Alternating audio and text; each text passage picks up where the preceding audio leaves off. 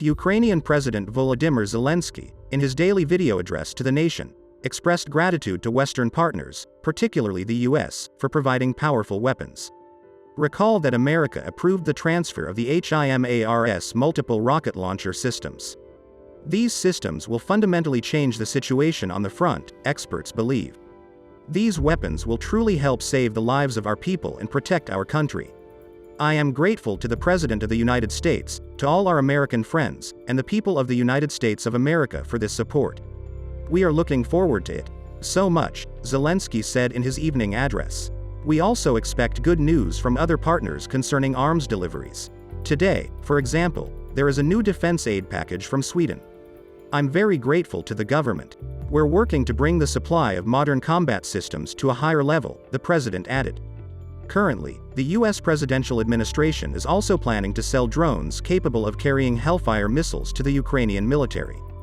This goes in addition to the U.S. plans to send Ukraine an advanced artillery and missile system capable of hitting Russian targets from a distance of nearly 60 kilometers. Meanwhile, the head of the U.S. Cyber Command acknowledged for the first time that the U.S. is conducting offensive cyber operations to help Ukraine.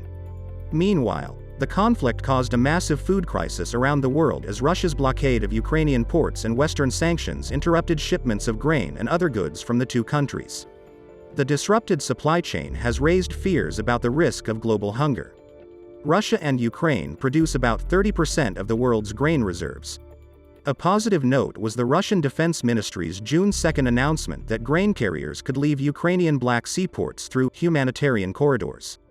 According to the statement, Russia is also ready to ensure the safety of the vessels. The Russian Federation is not going to use the humanitarian situation in Ukraine to exert pressure, the Defense Ministry said.